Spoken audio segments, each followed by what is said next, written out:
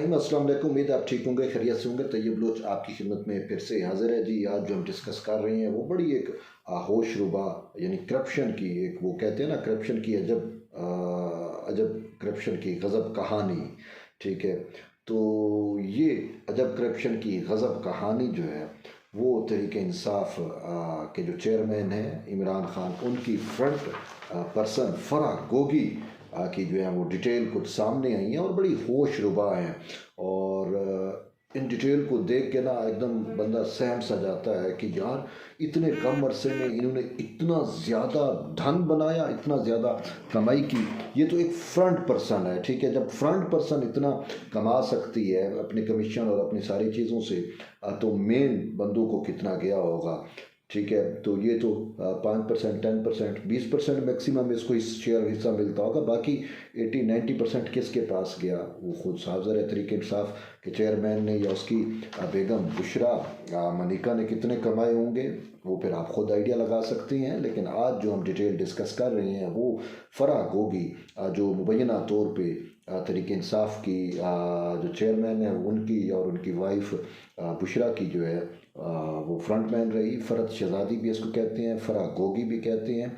ठीक है, इसने जो है तकरीबन अपने इस उसमें 14 अरब रुपए के असासे बनाए हैं। 14 अरब रुपए के सिर्फ तरीके इंसाफ के दौर के अंदर असासे बने हैं। और ज़्यादातर असासे आपके सामने हैं कि ये चीज़ें सामने आ गई थी कि जिस तरीके से ये फ्रंट मैन का यानी कि फ्रंट पर्सन के तौर पे काम करती थी। और जितनी भी स्पेसिफिकली पंजाब के अंदर जो है वो SHO से लेकर जो है DCs तक जो भी ट्रांसफ़र होती थी, ट्रांसफ़र पोस्टिंग के अंदर सबसे ज़्यादा माल जो है वो इसने बटोरा है। इसके अलावा और भी बहुत सारी चीज़ें हैं, डिटेल है, मैं आपसे शेयर करता हूँ।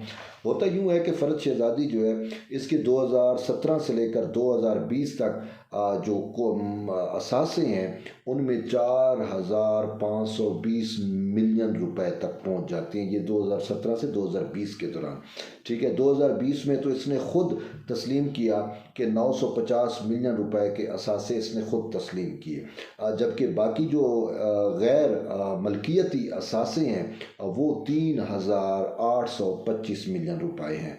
एक रिपोर्ट के मुताबिक 3 सालों में इसके असासों में 420% का इजाफा हुआ। अब आप खुद आइडिया लगा सकते हैं, 420% 3 सालों में किसी के असासे बन जाए, ऐसे तो नहीं, उनमें इजाफा हो जाए। 420% इजाफा 3 सालों में।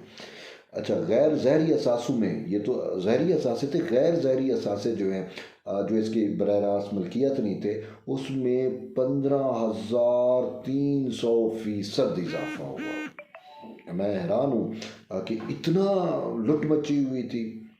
वो यूथी है जो दूसरों को चोर और करप्ट कहते थे, ये खुद देख लें उनकी बाजी जो है उसने क्या गोल खिलाए हैं। ठीक है, ये तो फ्रंट पर्सन है ना। बाकी फिर खान साहब और उसकी बीवी ने कितना माल कमाया होगा आप खुद उसका आइडिया लगा सकते हैं। जिसने तोशा खाना नहीं छोड़ा तो उसने बाकी चीज़ों को छोड़ा होगा। अच्छा, इसके अलावा जो है वो फराह गोगी की तो ये ज़ाती मलकियत मैंने आपको बताई। बाकी एहसन जमील और उसके दीगर जो रिश्तेदार हैं उनके असासे इससे अलग हैं। ठीक है, SECP का जो रिकॉर्ड है उसके मुताबिक फराह गोगी की जो है वो 8 कंपनियों में हिस्सादार रहे।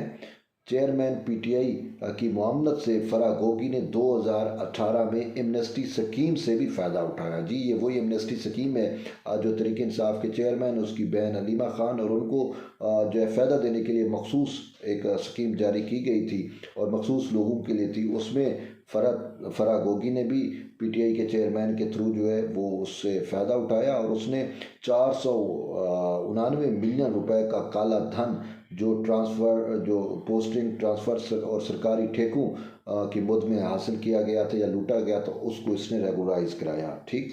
अच्छा, फराह गोगी और उसके शोहर बरतानिया में एक कंपनी के जो है वो हिस्सेदार रहे या मालिक रहे और वो कंपनी फरवरी 2022 में तहलील हो गई। और फिर 11 फरवरी को अचानक एक और कंपनी का क्याम जो है उनके नाम से अमल में लाया गया। इसी तरीके से फराह गोगी के बैंक अकाउंट जो 2019 से 2020 तक उनमें बेहद इजाफा हुआ।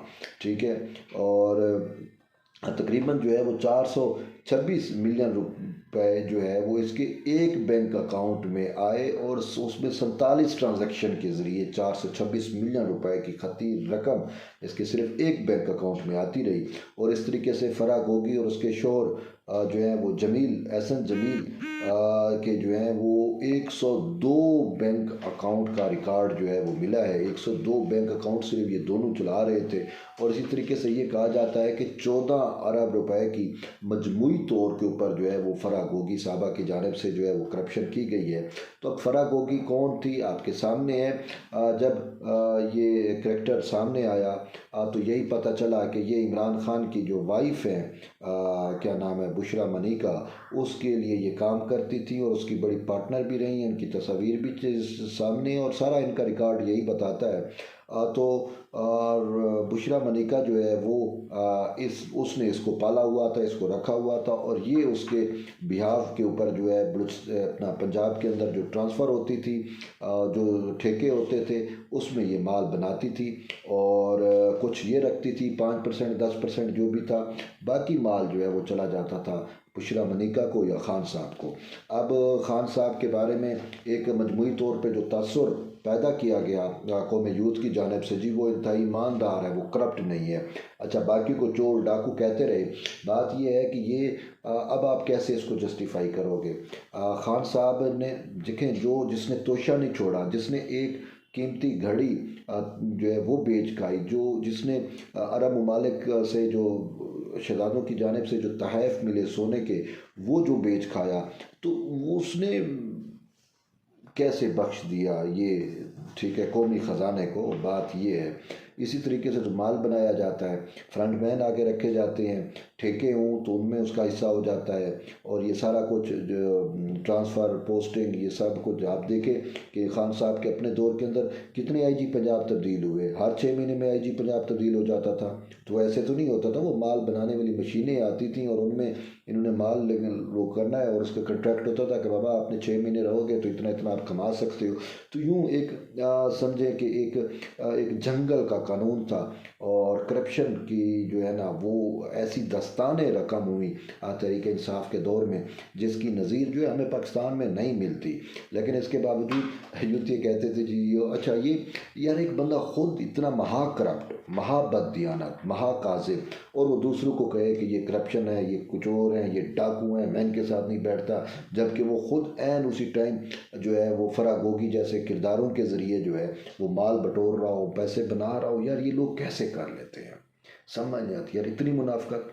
और इसी वजह से तो मैंने ख़ुद खान साहब से पूछा कि खान साहब आपको, मतलब इंसान है, कभी ज़मीर में कभी मलामत करता है जब इंसान कोई, तो मैंने कहा खान साहब कभी आपके को शर्म महसूस हुई। तो निद्रे पे कहता है कि नहीं, यानी इतना वो डीट है। तो मैंने भी कह दिया खान साहब आप तो बड़े डीट है, जिस पे बहुत ज़्यादा रोला किया गया अपने कौम यूथ की जानिब से, और बड़े बहरहाल ये चीज़ें अब आपके सामने हैं कि यार इसने जो करप्शन की है, जो करप्शन की इंतहा रकम की है, वो अब आप फराह गोगी से देख ले कि जिसकी फ्रंट मैन यानी कि 14 अरब रुपए के जो असासे की मालिक बन जाए, तो 14 अरब रुपए तो इसने कमाए हैं। तो खान साहब पे तो फिर अगर आप परसेंटेज भी देख लें तो 100 अरब या इससे भी ऊपर की कहानियाँ हैं। तो बहरहाल ये चीज़ें आहिस्ता आहिस्ता सामने आएंगी। तो मैंने कहा आपको ये एक अहम डेवलपमेंट थी, अपडेट थी, मैंने कहा आगाह करूँ। तो एट द एंड यही है कि जुड़े रहिए तैयब बलोच के साथ। मिलते हैं एक नई वीडियो में, तब तक के लिए इजाज़त दें। अल्लाह हाफ़िज़।